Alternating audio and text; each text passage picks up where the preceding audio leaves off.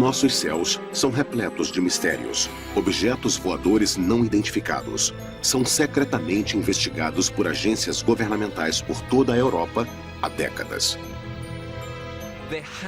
Houve e ainda continua havendo, eu acho, muito segredo sobre os OVNIs e também uma relutância para falar sobre esse assunto. Pela primeira vez, reunimos avistamentos e relatórios de todo um continente.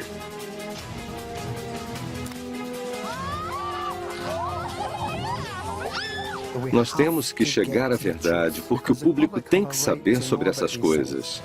Alguns especialistas insistem que muitos avistamentos têm explicações racionais. Muitas vezes analisamos o avistamento mais espetacular de OVNI e vemos que por trás dele há uma explicação muito concreta. Mas alguns continuam a desafiar o entendimento. É um objeto que voa e eu não sei o que é.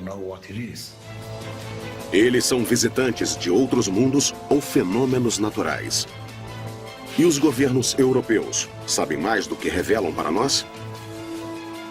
As respostas podem estar nas histórias não contadas de arquivos de OVNIs da Europa. Ultra secreto.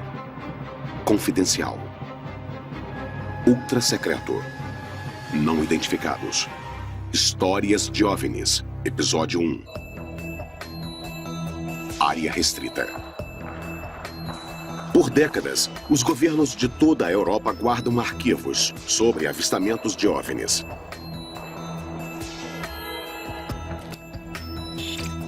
Até hoje, muitos desses casos permanecem inexplicáveis.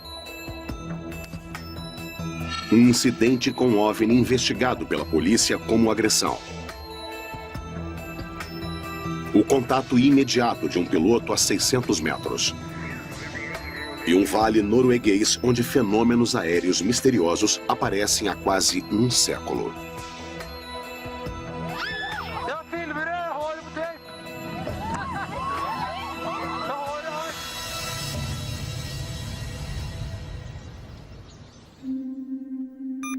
9 de novembro, 1979. Livingston, Escócia. 10h30 da manhã. Em uma floresta solitária da Escócia, o guarda florestal de 61 anos, Bob Taylor, teve um encontro impressionante. Ele olhava para o céu e na frente dele apareceu um enorme objeto em forma de cúpula. Esferas menores giravam na direção dele. Os objetos tinham um formato de minas marítimas com cerca de 6 pernas acopladas. Esse é o único incidente britânico com OVNI já investigado pela polícia como agressão.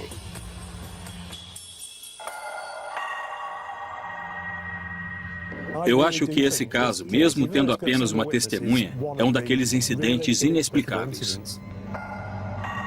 Meu pai não era de falar sobre espaçonaves e coisas do tipo. Ele foi totalmente honesto e não tinha motivo para inventar essa história.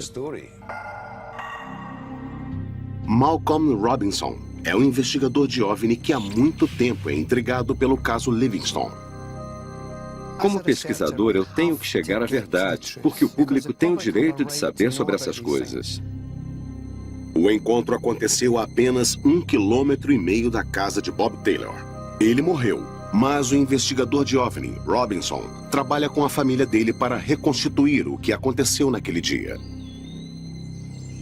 Ele está retomando os passos que Taylor deu na floresta local. Essa é a área onde Robert Taylor estava andando naquela manhã. Só depois que chegou a essa clareira, que ele ficou perplexo ao ver algo que o confundiu totalmente. Ele olhava para o céu e na frente dele apareceu um enorme objeto em forma de cúpula. Ele ficou lá, fascinado pelo que estava vendo. Depois, o que pareciam ser 2 minas marítimas da Segunda Guerra Mundial pularam forçadamente da lateral desse objeto flutuante e atingiram o chão. Elas foram rolando pela grama E começaram a projetar objetos em forma de varas na direção dele e o agarraram com muita força no quadril dele e o puxaram para baixo.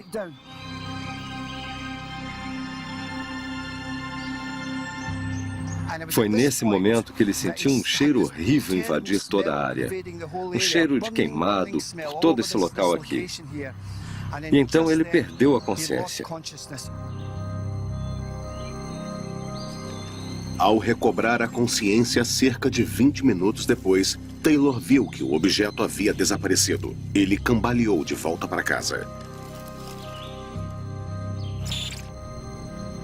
A esposa dele viu imediatamente que algo havia acontecido com ele. Ela conseguiu arrancar dele que ele havia sido agredido por alienígenas. Ela decidiu que ele deveria ir ao hospital. A filha de Taylor estava trabalhando no departamento de farmácia do Hospital Bangor quando o pai dela deu entrada. Eu recebi uma ligação da emergência dizendo que meu pai havia dado entrada. A primeira pessoa que vi foi minha mãe dizendo: "Eu acho que seu pai levou outra pancada na cabeça, porque ele está falando de espaçonaves." Taylor tinha cortes nas pernas e parecia confuso. Parecia que alguém havia usado um disco de serra ou um esmeril para cortar a calça dele na altura do quadril. Não era uma coisa que poderia ter acontecido de maneira normal. E também uma marca sob o queixo dele, de cerca de 2 centímetros quadrados, apareceu onde ele esfolou. Devido aos ferimentos de Taylor, a polícia começou uma investigação criminal. O pesquisador de OVNIs do Arquivo Nacional Britânico, David Clarke, viu o depoimento que Bob Taylor deu à polícia na época. Eu tenho partes do relatório policial sobre o incidente de Livingston aqui. E no relatório, há o depoimento que foi tomado de Bob Taylor imediatamente após o incidente. E é sempre bom ver os depoimentos contemporâneos que as pessoas dão à polícia sobre esses incidentes.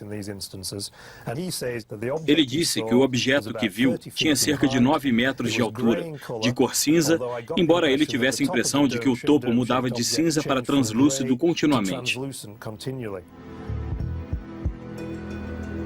Além de seu depoimento, a calça rasgada de Taylor foi enviada para análise forense. Os detetives tiravam amostras e fotografias. Foi uma investigação completa feita pelo Departamento de Investigação Criminal. A outra evidência foi encontrada pela polícia na floresta, no local do avistamento. A polícia foi até o local e achou uma série de marcas misteriosas no solo, como se um trator de esteira tivesse ido para frente e para trás sobre a grama na clareira. A polícia fez um desenho oficial como prova das marcas que eles viram. Elas indicavam que um objeto de várias toneladas esteve ali, mas nada mostrava que tenha sido dirigido ou rebocado.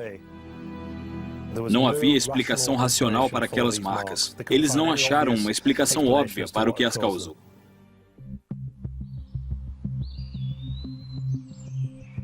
Uma parte da grama nas bordas interiores dessas marcas foi arrancada. Os ápices da grama tinham sido cortados e ficaram nas bordas dos buracos na grama. Isso era assustador, porque é muito raro depararmos com evidências físicas. Mas em 2012, 33 anos depois do evento, surgiu uma revelação surpreendente do genro de Bob Taylor. David Hammond hoje acredita que um desenho que ele criou pode ter iludido as pessoas sobre as pernas do OVNI. Depois do incidente, eu falei com o Bob e fiz alguns desenhos à mão do que ele havia descrito. Repassei com ele algumas vezes e tentei tirar todos os detalhes dele. Esta é uma foto do Bob logo depois do evento, e ele está segurando o desenho original que eu fiz, e que mais tarde se transformou em um desenho mais acabado, que é este aqui. Ele ficou feliz com o desenho, que com muita precisão representa o que ele me descreveu. Eu sugeri ao Bob que esse objeto que ele disse estar no ar e as marcas no solo podiam estar conectadas de alguma forma. Ele concordou comigo, mas depois eu percebi que eu o havia levado a isso. Não foi algo que ele ofereceu, por isso me senti meio culpado por isso. Se as pernas no desenho do OVNI foram frutos da imaginação do artista, haveria uma explicação mais racional para as marcas na floresta?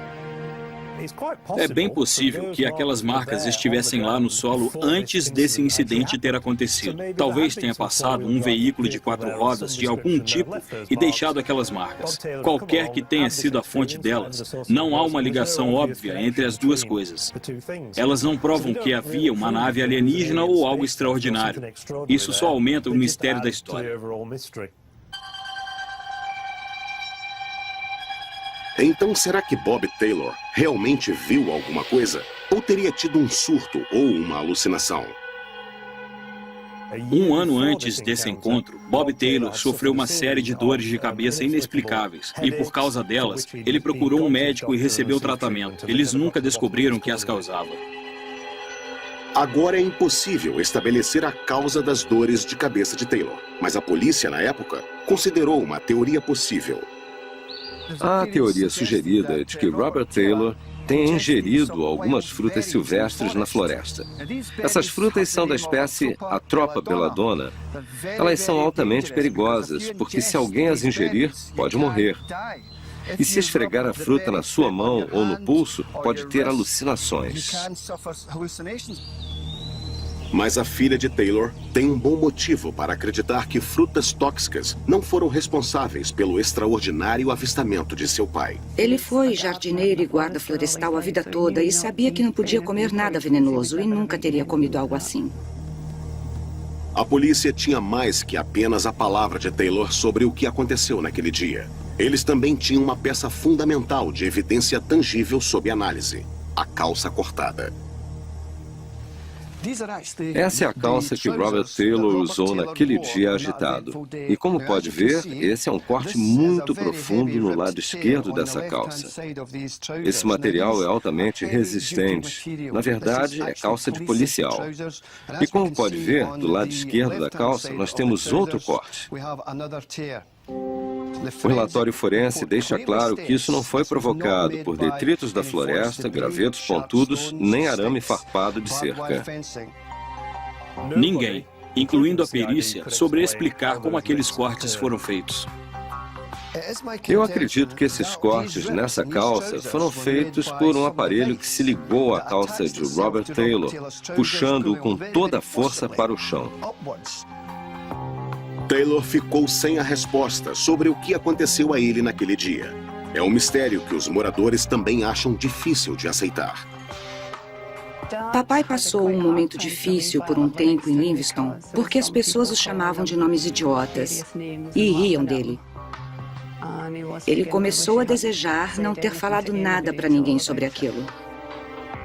Mas apesar dos xingamentos, o caráter de Bob Taylor nunca foi questionado. E ele foi considerado pelos investigadores uma testemunha confiável. Ele parecia ser um homem correto, muito pé no chão, que não tinha motivo algum para inventar uma história dessa magnitude. O que ele ganharia com isso? A história dele nunca mudou, ele a manteve. Tudo era exatamente como no dia em que ele viu aquilo. Nenhuma vez ele sugeriu que poderia ter imaginado aquilo. Ele acreditava piamente que havia visto o que dizia ter visto. Isso tudo torna esse caso misterioso, um caso que até esse momento está totalmente inexplicado. Eu vejo o caso de Bob Taylor como um ótimo exemplo de uma testemunha ocular genuína de um fenômeno inexplicável.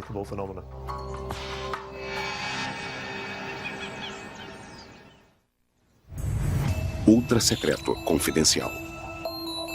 Entre os arquivos de OVNI da Europa, há casos que desafiam a explicação. Alguns fenômenos são vistos com tanta frequência que provocam debate entre a comunidade científica e levam a décadas de pesquisa de campo.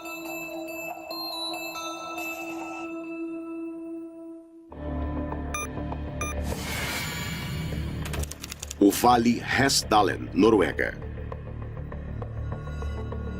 No início da década de 1980, centenas de OVNIs foram vistos voando sobre a paisagem. Em um período de 2 anos, os objetos disparavam pelo céu mais de 20 vezes por semana. Os artigos de jornais diziam que os moradores estavam loucos, mas as testemunhas estão certas do que viram. Eu vi uma luz brilhante se movendo. Depois acelerou e foi embora. Eu não faço ideia do que vi. E para um cientista, esse é o começo da missão de sua vida para desvendar o mistério por trás dos OVNIs de Hessdalen. Minha reação quando eu vi foi... E eu pensei, o que pode ser isso?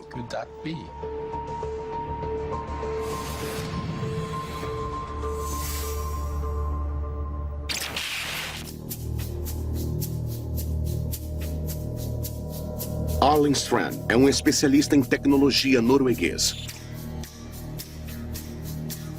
Em 1982, ele soube de relatos de eventos estranhos em Hessdalen, um vale afastado de 12 quilômetros com apenas 200 moradores.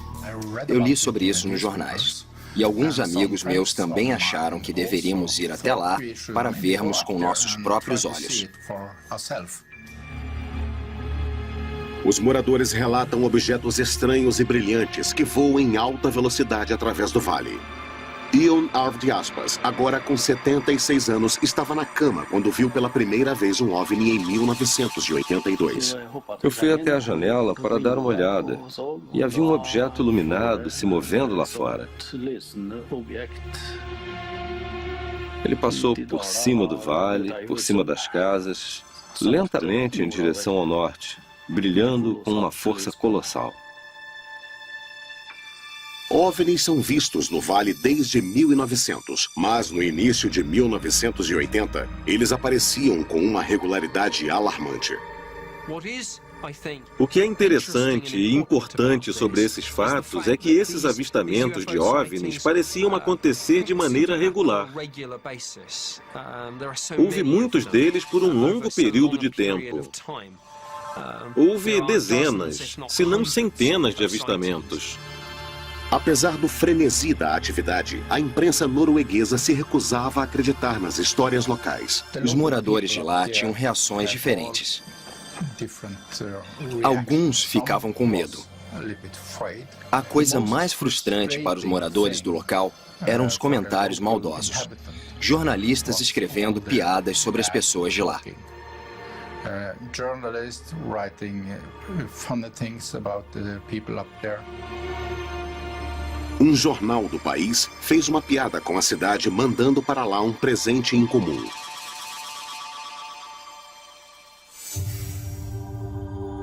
Mas o professor Strand estava determinado a investigar. Em setembro de 1982, ele reuniu um grupo de cientistas e foram acampar no Vale Frio. 25 de setembro de 1982. Na primeira vez, eu lembro muito bem, não esperávamos ver nada. É claro que havíamos lido nos jornais. De repente, o grupo foi surpreendido por um avistamento espetacular. Lá, ele apareceu. Uma luz enorme, brilhante na paisagem. 10 a 15 metros acima do solo. Nós estimamos o tamanho em 3 metros. Um colega de Strand fotografou o OVNI para garantir a evidência do avistamento. Ele se moveu um pouco, não muito longe. Parou de novo e ficou fazendo isso por quase 2 horas. Minha reação quando eu vi foi...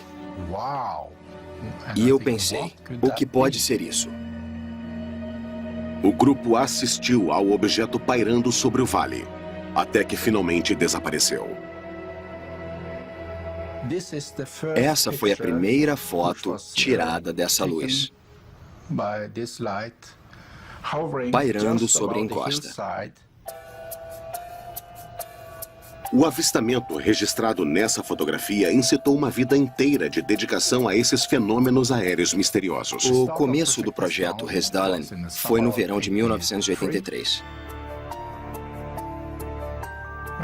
Nós preparamos uma investigação de campo. Nós coletamos instrumentos.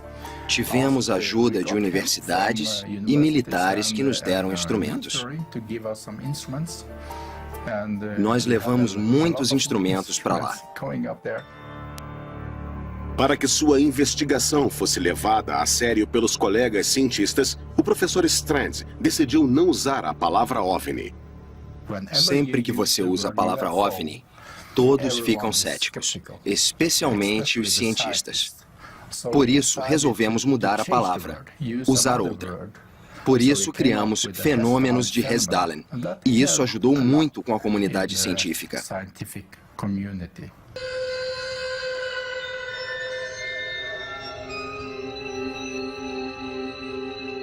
Equipado com uma pequena antena de radar, o grupo ficou abismado com os resultados. Havia uma enorme quantidade de avistamentos em Hessdalen. Podia chegar a 20 observações por semana. O radar mediu a luz viajando a 30 mil quilômetros por hora.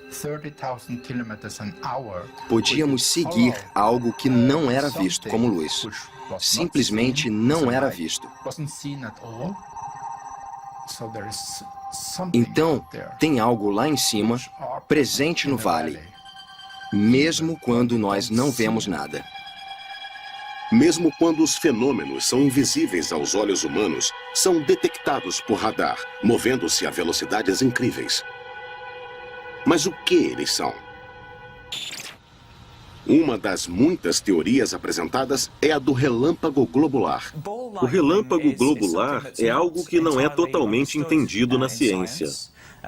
É algo que foi observado por um grande número de testemunhas confiáveis e que se move rapidamente, podendo atingir desde alguns metros por segundo até algumas centenas de metros por segundo. O físico de atmosfera, Grant Allen, estudou as fotografias de Hessdalen. Nas fotografias que vi de Hessdalen, o céu está muito limpo ao fundo e não parece que seja um relâmpago globular. O relâmpago globular, na visão de testemunhas, tende a durar de alguns segundos a dezenas de segundos. É um fenômeno de duração curta que tende a se dissipar rapidamente. O que confundiu o grupo de Strand foi o fato de que as luzes que se moviam pareciam tomar muitas formas diferentes. O que nós descobrimos é que existem diferentes tipos de fenômenos. Ultra secreto. O projeto identificou 3 tipos de avistamentos diferentes: flashes brancos ou azuis, luzes amarelas sem forma, e uma série de aparições menores que parecem voar a informação. Quanto mais estudávamos, mais misterioso ficava. Mas quando o projeto ganhava força, um desastre aconteceu. Em 1985, tínhamos apenas uma observação. E é claro, ficamos muito desapontados. E também os moradores locais não relatavam mais nada. Por isso, achamos que aquele período de alta atividade havia acabado. Após um ano de investigação, as luzes sumiram misteriosamente. A chance de desvendar o fenômeno desapareceu quando o projeto foi arquivado. Até estranhos eventos no Vale, 8 anos depois, trazerem os OVNIs de Hessdalen de volta para a vida de Allen.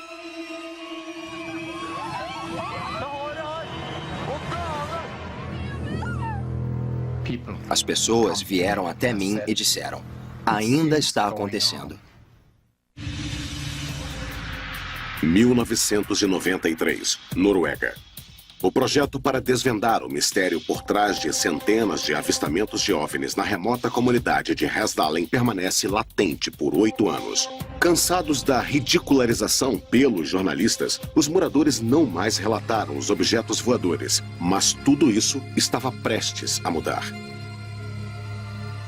As pessoas vieram até mim e disseram: ainda está acontecendo. Mas nós não falamos mais sobre isso, por causa da má repercussão nos jornais.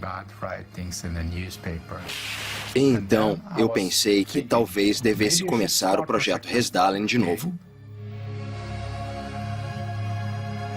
Ian Moen mora no Vale há 56 anos. Como morador, ele é familiarizado com os fenômenos misteriosos.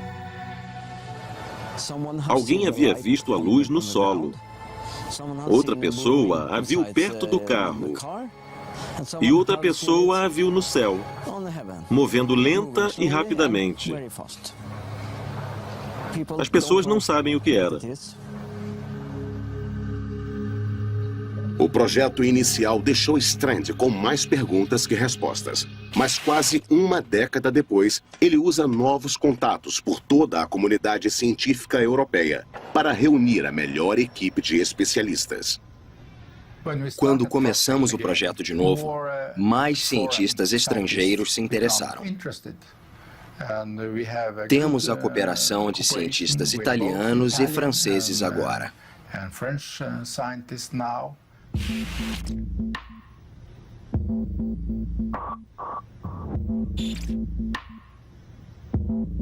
Um membro essencial da nova equipe é o engenheiro elétrico Bjorn Gittler-Haug. A minha especialidade é em radiação eletromagnética, radar e análise de espectro óptico. Eles realmente não tinham muitos dados naquela época. Com um fundo garantido, a equipe estabeleceu uma base permanente no vale. Um container de aço de 9 metros quadrados foi erguido para monitorar as luzes no vale 24 horas por dia. A base ficaria conhecida como a Caixa Azul, Observatório Interativo de Hessdalen. A Caixa Azul era equipada com um sistema de câmeras. Era especialmente programado para reagir ao fenômeno da luz.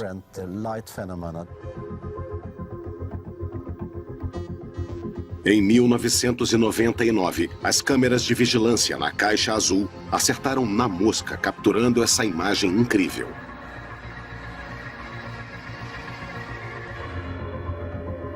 Mas a equipe queria mais do que capturar um OVNI com uma câmera. Eles queriam descobrir o que era. Eles começaram a procurar pistas na atmosfera. Estávamos interessados em descobrir se havia algum tipo novo de fonte de interferência na atmosfera da qual não sabíamos. Assistidos pelo Instituto de Radioastronomia na Itália, a equipe instalou um novo radar de alta frequência na Caixa Azul. O equipamento italiano foi feito para detectar qualquer tipo de matéria ionizada. A pesquisa agora se focava em uma teoria em particular: que os fenômenos aéreos poderiam ser bolsas de plasma na atmosfera. Todo mundo já viu plasma. Você o vê nas luzes de neon, também vê bolas de plasma, onde há luzes brilhantes misteriosas em uma bola de vidro. Resumindo, é um gás agitado e isso quer dizer que esse gás tem uma carga elétrica e por isso brilha. O plasma é gás ionizado, ou seja, tem partículas altamente carregadas. Isso o torna condutivo e permite que ele responda fortemente a campos eletromagnéticos. O exemplo mais icônico na natureza, a espetacular aurora boreal. Mas a equipe não tinha evidência de qual gás ionizado estava presente no vale. Então, em 2007, uma viagem de campo permitiu a descoberta mais empolgante até então. As condições climáticas eram boas. Eram aproximadamente 9h30 da noite e, de repente... Imagem real, 2007. Este vídeo foi filmado enquanto os cientistas abismados observavam o fenômeno. Uma luz muito grande apareceu enquanto eu filmava. Ela se movia para frente e para trás. E todos estavam gritando. E então nós tiramos esta foto. Então ela sumiu de novo. E tudo ficou quieto. Mas o radar continuou. O radar lia os ecos.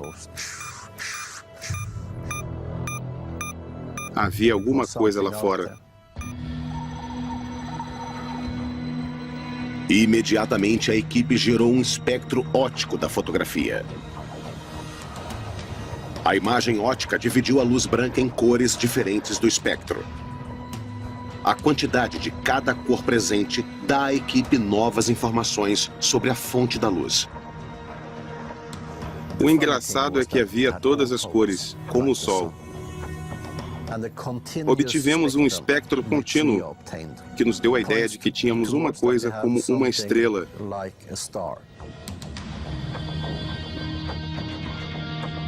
Os dados sugeriam que o fenômeno podia não ter massa alguma, mas que eram apenas luzes parecidas com estrelas que voavam através do vale. Essa é a foto que mostra o ângulo agudo durante o movimento.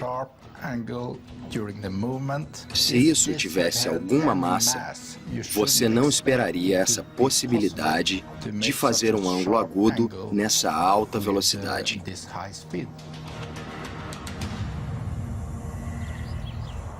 Mas a equipe de Strand ainda não tinha provas do que era o fenômeno ou de onde ele poderia estar vindo. Alguns dizem que há um novo mecanismo na física. Outros alegam que há uma nova parte do nosso mundo que nós ainda não descobrimos.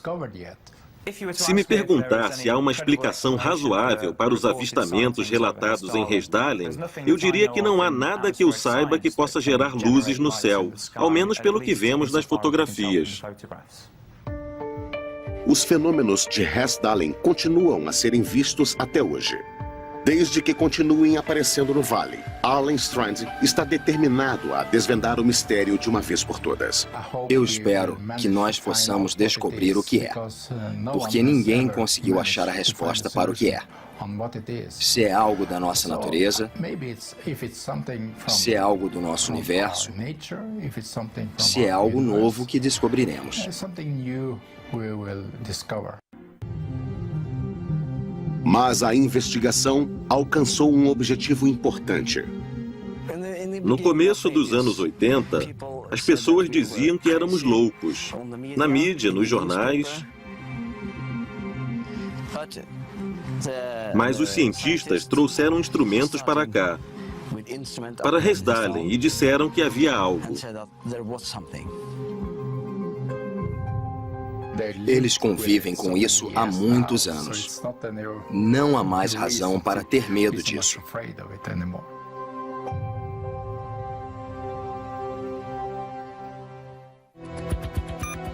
17 de junho de 1977, base aérea de Tancos, Portugal. Um voo de rotina para José Francisco Rodrigues, um piloto da Força Aérea Portuguesa. 11h15 da manhã. As rodas do seu Dornier 27 deixam a pista. O que Rodrigues não sabia era que nas horas seguintes ele teria o papel principal em um dos contatos com OVNIs mais extraordinários da Europa e que teria a sorte de escapar dele com vida. O caso Castelo de Bode é importante porque fornece um exemplo significativo da interação física entre um objeto voador não identificado e os instrumentos de um avião. Confidencial. Hoje, Rodrigues é um militar aposentado e não fala mais sobre esse evento chocante.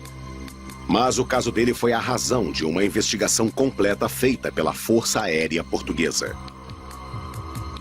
O investigador de OVNI, Francisco Correia, obteve acesso aos arquivos militares do incidente.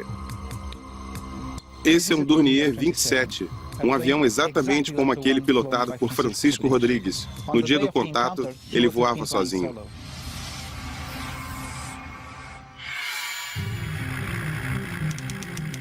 O Dornier 27 é um monomotor alemão multiuso, popular entre os pilotos por sua capacidade de manobra aérea.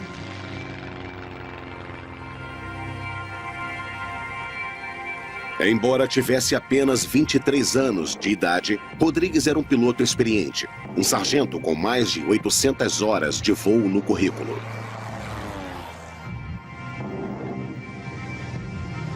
Rodrigues voava sobre o Castelo de Bode, uma barragem hidroelétrica a 136 quilômetros de Lisboa. Menos de uma hora depois de decolar, ele notou um objeto escuro entre as nuvens. Ele fez contato com a base pelo rádio para saber se outra aeronave estava sobrevoando a área. Base, eu vi uma aeronave escura sobrevoando a área a 600 metros do solo. Confirme, por favor. Você está voando sozinho a 3310. Ele contatou a torre que não tinha nada no radar. Então ele iniciou uma manobra pela esquerda. Rodrigues manobrou sua aeronave para ter uma visão melhor do objeto. Quando ele estava quase completando a manobra, ele gritou. O controle na torre ouviu o grito. A 600 metros de altura, Rodrigues estava cara a cara com algo completamente inexplicável. Às 11 horas, havia um objeto grande, redondo e escuro, com cerca de 12 a 15 metros de diâmetro, que ficou por lá por 5, 6 segundos e depois foi embora. Quando o OVNI desapareceu, sua aeronave começou a vibrar violentamente. De repente, a bússola magnética ficou fora de controle. E de uma altitude de 600 metros, o avião entrou em um dramático mergulho de pico. O motor do avião ainda funcionava, mas ele não conseguia controlar o avião. Ele ficou desesperado, em pânico, tentando controlar o avião. Com o solo se aproximando, Rodrigues lutava para recuperar o controle da aeronave. Ele abriu o throttle, uma tentativa desesperada de nivelar o avião.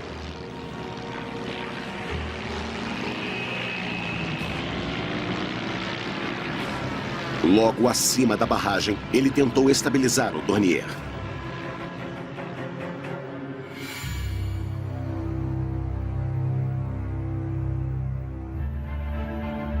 Francisco Correia foi até a barragem de Castelo de Bode, onde duas testemunhas viram o dramático mergulho de bico. Havia 2 pastores aqui que viram um avião mergulhando de bico e voando abaixo dessa colina aqui. E ouviram quando o piloto desligou o motor e tentou ligá-lo novamente. Ele fez... Então viram o avião subindo sem problemas.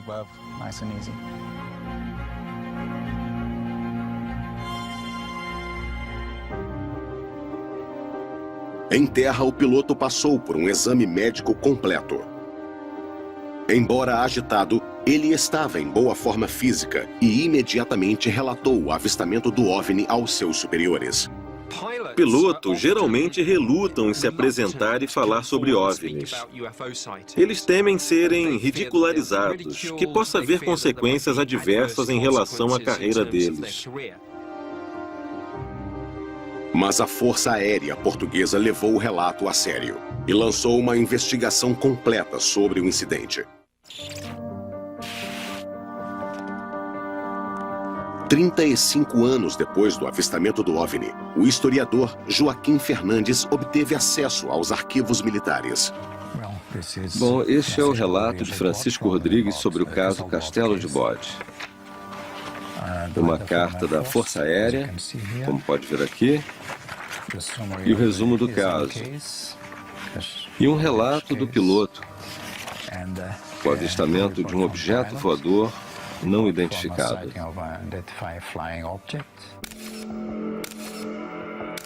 Ultra secreto. Rodrigues descreveu o objeto como tendo 15 metros de diâmetro, 3 metros mais largo que seu Dornier. E aqui tem o desenho do objeto que surgiu das nuvens e ficou bem próximo do avião, a 6 ou 7 metros de distância. Foi uma experiência assustadora.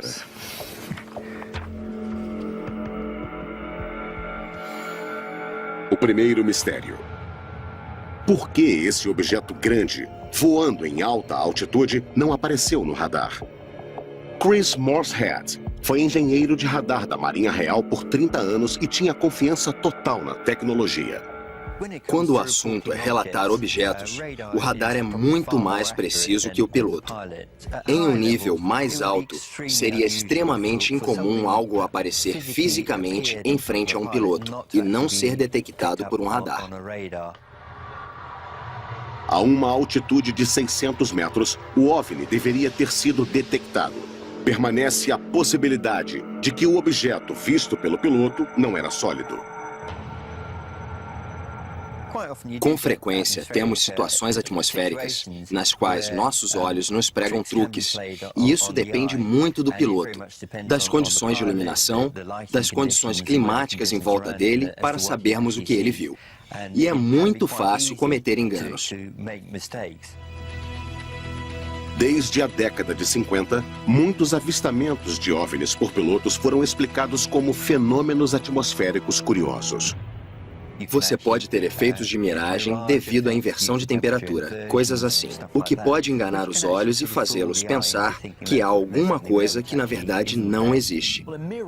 Uma miragem é criada quando diferentes camadas da atmosfera apresentam temperaturas diferentes. Por exemplo, o ar tem densidades diferentes. É como colocar uma colher em um copo d'água. Você vê que o metal da colher se entorta. A mesma coisa acontece quando a luz atravessa a atmosfera com camadas de densidades diferentes. Os objetos distantes no horizonte parecem distorcidos. Podem parecer perto de você ou mais longe. Mas uma miragem não explica a pergunta mais intrigante de todas. Por que o Dornier, uma aeronave reconhecida por seu manejo, mergulhou de bico inesperadamente enquanto o motor permaneceu funcionando?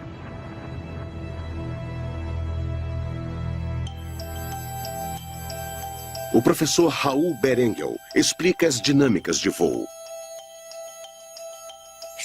Você tem uma baixa pressão sobre a asa e abaixo da asa, uma alta pressão. Uma asa é projetada para que o ar se mova mais rápido no topo do que embaixo dela. O ar que se move lentamente abaixo dela tem alta pressão, o que eleva a aeronave. Se esses fenômenos acontecem em alta velocidade, além do avião, o que acontece? Você perde sua elevação e o avião mergulha. Um jato passando em alta velocidade pode ter provocado o mergulho de bico do Dornier. Mas isso não explica por que a bússola magnética ficou fora de controle. Para girar uma bússola àquela distância, precisamos de uma força, um campo magnético gerado por esse objeto que estava ao redor do avião. E um avião comum ou um jato não tem essa quantidade de campo magnético. Qualquer que fosse o objeto, o mistério permanece. É um objeto que voa, e eu não sei o que é então. É um OVNI.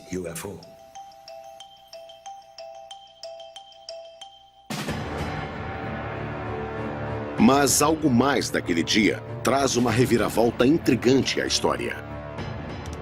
17 de junho de 1977. Enquanto Rodrigues mergulhava de bico, os funcionários da barragem Castelo de Bode lidavam com uma emergência também.